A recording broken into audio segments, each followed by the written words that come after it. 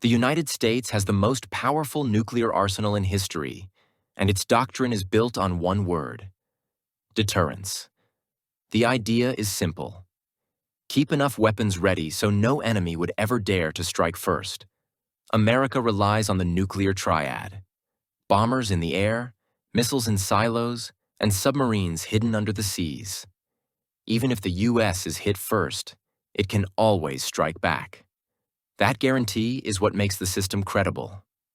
Unlike China or India, the U.S. has not promised no first use. Instead, it keeps things deliberately vague, saying nuclear weapons could be used in extreme circumstances to defend America, its allies, and vital interests. Since the Cold War, this flexibility has been the core of U.S. strategy. It reassures allies in NATO, Japan, and South Korea, while keeping potential enemies guessing. In short, America's doctrine is clear. The threshold is high, but the response is certain. That balance, fear and flexibility, is what keeps the peace, at least for now. Russia inherited the largest nuclear arsenal in the world from the Soviet Union, and it sees those weapons as the ultimate guarantee of survival. Its doctrine allows nuclear use not only if Russia is hit with nukes, but also if the state itself faces collapse from a major conventional war.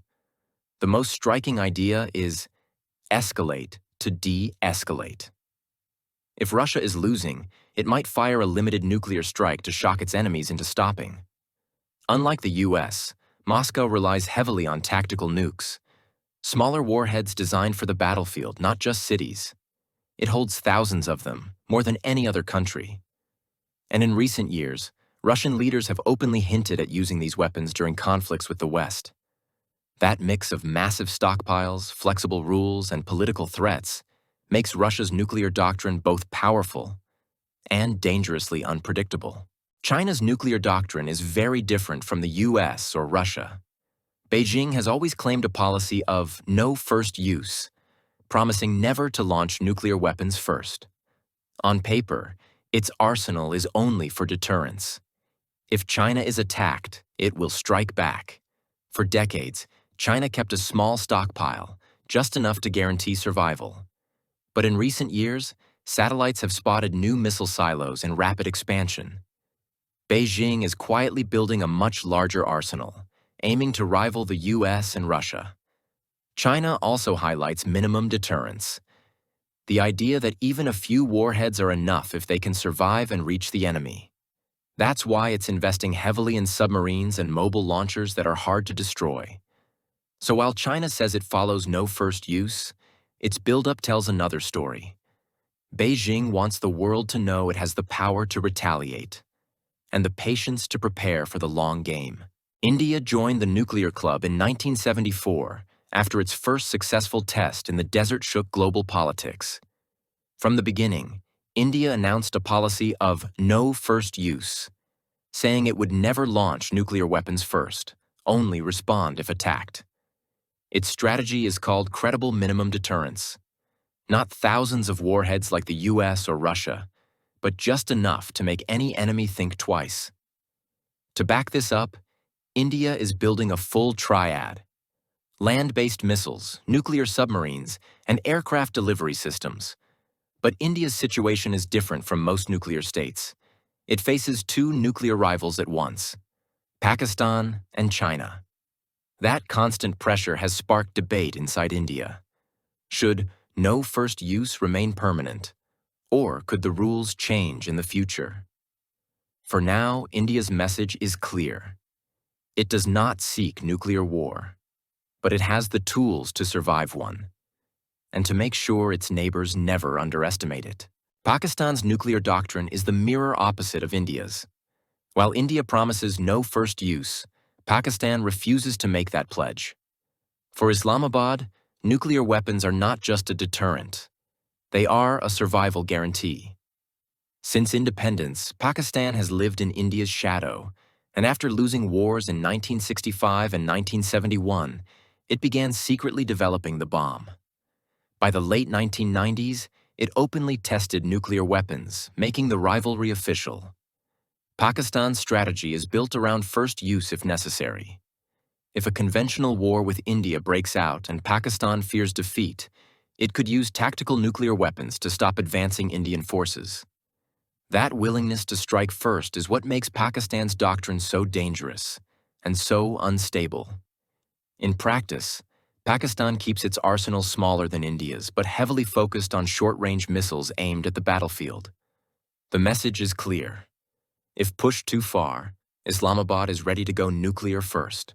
North Korea is the most unpredictable nuclear power on Earth. For decades, it secretly pursued the bomb, defying sanctions and isolation. By the 2000s, it tested nuclear devices and missiles, and today, it claims it can strike not only South Korea and Japan, but even the United States. Pyongyang has no first-use promise. Instead, its leaders openly say they could launch a nuclear strike first if the regime's survival is at risk. Its arsenal may be smaller and less advanced than America's or Russia's, but the danger lies in its doctrine and its politics. North Korea treats nuclear weapons as both a shield and a threat. Insurance for the Kim regime's survival, and a tool to blackmail the world. Every missile parade in Pyongyang, every televised launch, is not just a show. It's a reminder. The regime holds a nuclear card it is willing to play, and that makes it one of the most dangerous players in global security. Israel is the world's most secretive nuclear power. It has never admitted to having nuclear weapons, and never signed the Non-Proliferation Treaty. Yet experts are convinced Israel holds dozens, maybe hundreds, of warheads. This is the doctrine of nuclear ambiguity. Never confirm, never deny. Keep everyone guessing. For Israel, surrounded by enemies and born from wars of survival, that uncertainty is its greatest shield. The bomb is seen not as a battlefield weapon, but as the ultimate last resort. A guarantee that no enemy could ever wipe the country off the map. It's the card Israel keeps hidden but always on the table. Every rumor, every satellite photo, every whisper about Israel's arsenal serves one purpose: deterrence through doubt. And while no one has ever seen these weapons used, the possibility alone shapes the entire Middle East. France joined the nuclear club in the 1960s, when President Charles de Gaulle declared that France must never depend entirely on others for its survival. From that moment, the bomb became not just a weapon, but a symbol of national pride and independence. Today, France maintains about 300 warheads, mainly on submarines and aircraft. Its doctrine is built on strict deterrence. Nuclear weapons exist only to protect France's vital interests. But Paris adds a unique twist: the idea of a final warning strike. If an enemy crosses the line, France might use a single nuclear strike as a warning. Stop now, or face total destruction. Unlike America or Russia, France doesn't chase huge numbers. Its power comes from credibility, the knowledge that even a smaller arsenal can deliver a devastating blow. In Europe, France's nuclear force is more than military hardware. It's a political statement. France alone holds the final key to its own survival. The United Kingdom has the smallest arsenal among the major nuclear powers, but also one of the most focused. Since the 1960s, it has put its faith in the ocean. Britain's entire deterrent rests on its nuclear submarines, armed with Trident missiles. At least one is always on patrol, hidden somewhere in the world's oceans. Silent, invisible, and ready. The ultimate assurance that if Britain is ever attacked, it can strike back. This is called the continuous at-sea deterrent. No land-based missiles, no bombers, just 4 submarines, a fleet of ghosts beneath the waves. Doctrinally, London says the weapons are only for extreme circumstances of self-defense. But it keeps the details vague, making the threat more credible. Beyond strategy, Britain's arsenal is also political.